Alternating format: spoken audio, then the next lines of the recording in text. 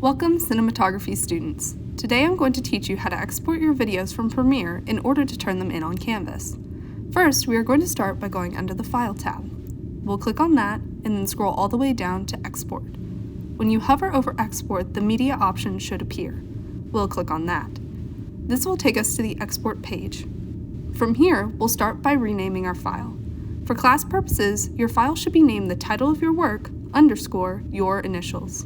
This will help the teacher identify your project. Next, we'll choose the file save location to make it easier to find. If you click on the Save Location button, it'll take you straight to your file's app.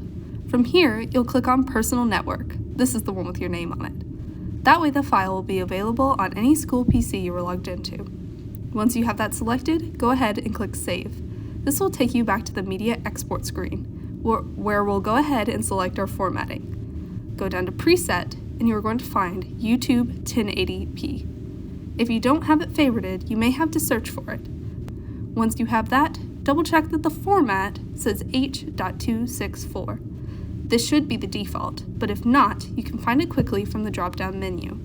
Once you have all these settings changed, you can go ahead and export your video. For this next step, you'll want to go ahead and have your Google Drive and Canvas open. Go ahead and navigate to your files and find your personal network. Scroll down until you find your file. Now here is where having Google Drive open is necessary. The easiest way to upload a file to Drive is to drag and drop. I always have a specific folder for cinematography class, so I'll drag it into there. Once you drop in your file, it'll begin to upload to Google. Once this is completed, you can grab a link to it for submission. Go to Share in the upper right-hand corner, then Get Link. Make sure the access says Everyone in FCPS so your teacher can access it. Then you're going to click Copy Link and copy it over to your clipboard. Finally, navigate over to Canvas. You'll click on your assignment and submit it as a website link.